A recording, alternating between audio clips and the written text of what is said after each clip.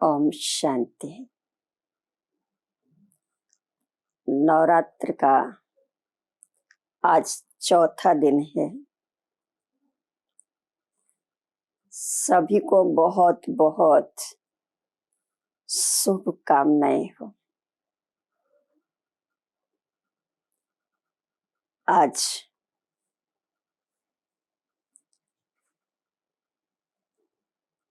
चौथा दिन नवरात्र का, ये भी बहुत विशेष है।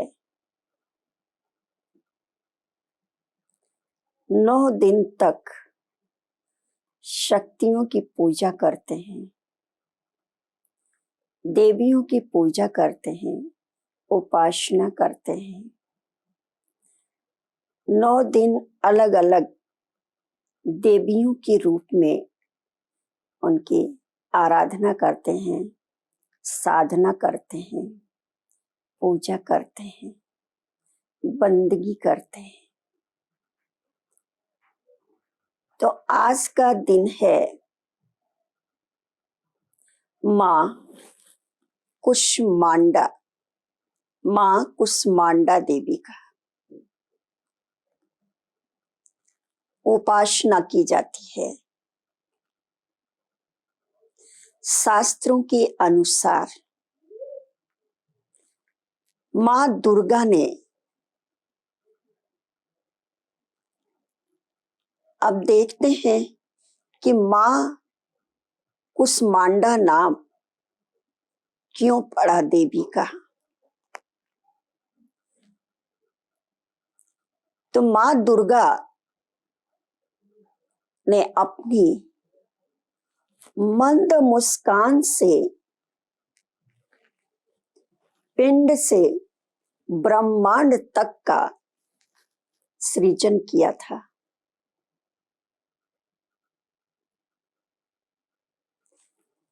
जो परमात्मा सृष्टि का रचयिता है,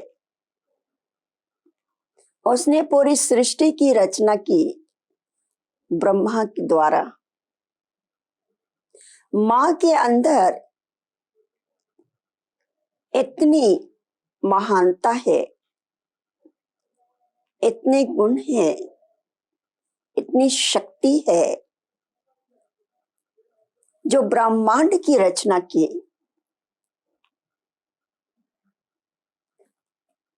वो भी देखा जाए तो ये भी नारी का ही प्रतीक है, लेकिन नारी से ही जुड़ा हुआ है। जैसे देवी के कुष्मांडा,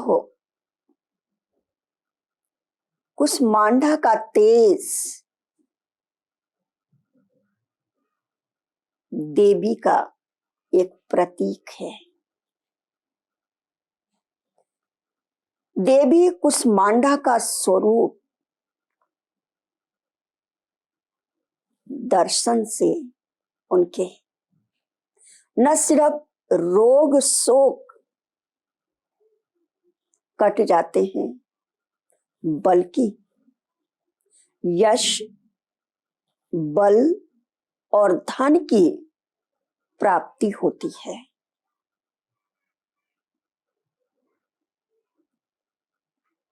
जैसे माँ है, माँ की ममता है। नारी जैसे एक बच्चे का जन्म देती है, उसकी रचना करती है, उसके अंदर स्नेह, प्यार, ममता है।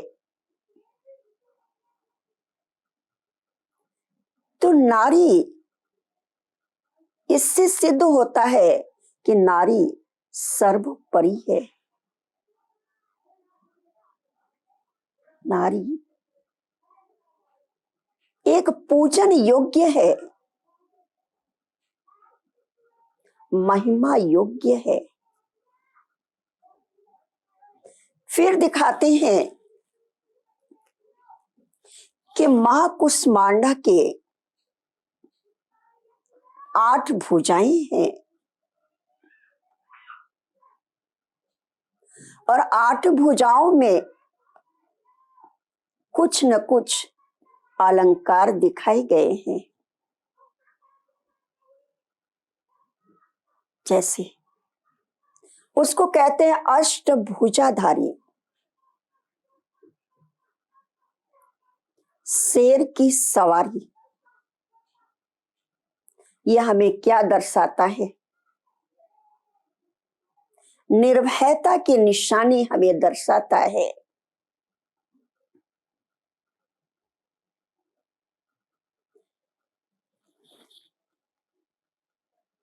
कमंडल दिखाया गया, एक हाथ में कमंडल, धनुष, बाण, कमल पुष्प, कलश, चक्र तथा गदा। और 8वें भुजा में दिखाया गया है जपने वाली माला।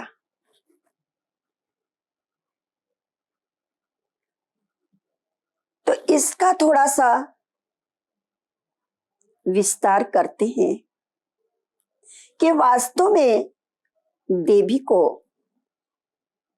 तो दिखाया गया है कि देवी मां है, हिंसा नहीं करती, वो अहिंसक है, सर्वगुण संपन्न, 16 कला संपूर्ण, संपूर्ण निर्विकारी, मर्यादा पुरुषोत्तम, परम अहिंसक है। भला ये हिंसा कैसे कर सकती है मां? सोचने की, विचार करने की बात है इसमें। तो कमंडल दिखाया गया हाथ में। कमंडल का अर्थ है कमंडल के अंदर जल होता है और उस जल से उसको क्या करते हैं, इस जल के द्वारा चारों तरफ शीतल जल डालते हैं, शुद्धिकरण करते हैं, अर्थात आध्यात्मिक की तरफ जाते हैं। तो आध्यात्मिक के हिसाब से कलश एक पवित्रता की भी निशानी है, दर्शाता है। उसके अंदर ज्ञान जल है,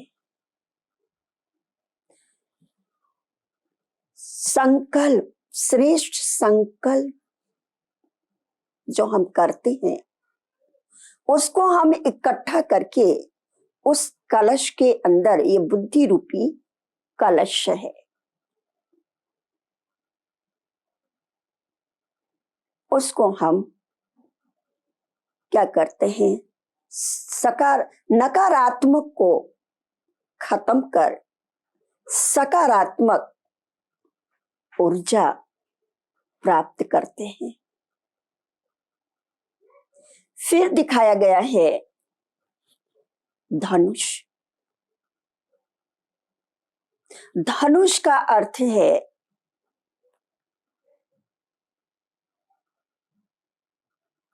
अपने लक्ष्य को साधना, अपने लक्ष्य की ओर बढ़ने के लिए। तो परमात्मा ने लक्ष्य दिया है,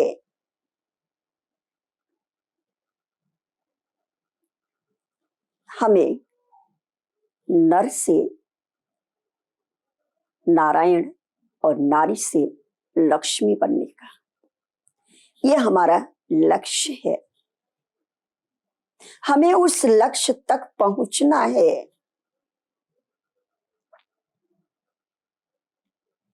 वाण, कौन सा वाण? उस पर चढ़ाना है प्रत्यंचा,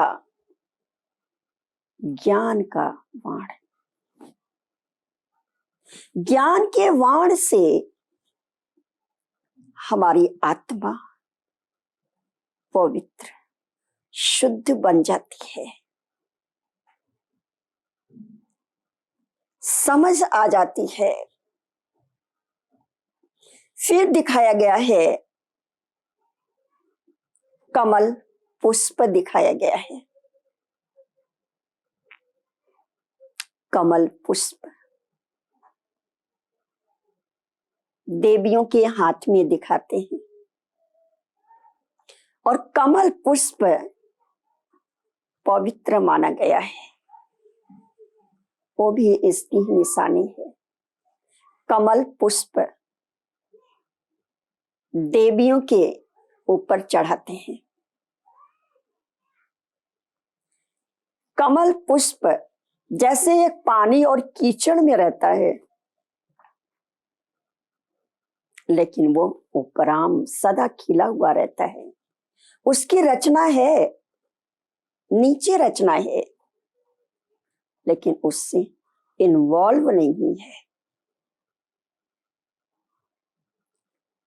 इसी तरह जो देवी मां के हाथ में कमल का पुष्प दिखाया गया है, मां है, वो जगत जननी है। रचना, अपनी रचना के अंदर उसमें इन्वॉल्व नहीं होती है। मोह ममता है, लेकिन शुद्ध है, इन्वॉल्व नहीं होती है उसमें। इन्वॉल्व माना टू मच उसके अंदर फंसना। ये भी एक पवित्रता की ही निशानी दिखाई गई है। फिर दिखाया गया है कलश। कलश देवी के हाथ में दिखाते हैं, लक्ष्मी के हाथ में दिखाते हैं। वह है अमृत का कलश। इससे सिद्ध होता है कि परमात्मा आकर ज्ञान अमृत पान करा रहे हैं, जिससे आत्मा हमारी अमर बन जाती है, अर्थात अमर लोक के मालिक बन जाते हैं। परमात्मा की ज्ञान और योग से। फिर दिखाया गया है गदा। गदा का अर्थ है जैसे महावीर हनुमान को दिखाया गया, देवी को दिखाते हैं गदा। तो क्या ये किसी का संहार करने के लिए दिखाते हैं? किसी को चोट देने के लिए दिखाते हैं? नहीं ना। गदा का अर्थ है अपने विकारों की ऊपर विजय प्राप्त करने की ये निशानी है। काम, क्रोध, लोभ, मोह, अहंकार, ईर्ष्या, द्वेष, नफरत, इनके ऊपर विजय प्राप्त करना है। फिर दिखाया गया है 8वें हाथ में जपने वाली माला दिखाई गई है। कहते हैं कि सिमर सिमर सिमर सिमर सुख पाओ, कलह कलेश मिटे सब तन का। कहते हैं माला फेरत जुग गया, गया न मन का फेर। अपने मन का माला फेरना है। यह हमें स्मृति दिलाती है। हमें ये क्या दिलाती है? स्मृति दिलाती है, स्व की स्मृति कि मैं आत्मा श्रेष्ठ हूं, महान हूं, पवित्र हूं, पूजनीय हूं। स्व का चिंतन करो। यही है माला फेरना, कहते ना, उसमें से एक एक दाने को लेकर के फेरते हैं। तो यह है मन का, अपने मन का अर्थात अपना मन और बुद्धि परमात्मा में लगा हुआ हो। ये लक्ष्मी माँ के ये स्वरूप है, ये शक्तियां हैं उनके हाथ में। फिर दिखाया गया है, शक्तियां के नीचे क्या दिखाया गया है? कौन लेटा हुआ है? कौन लेटा हुआ है?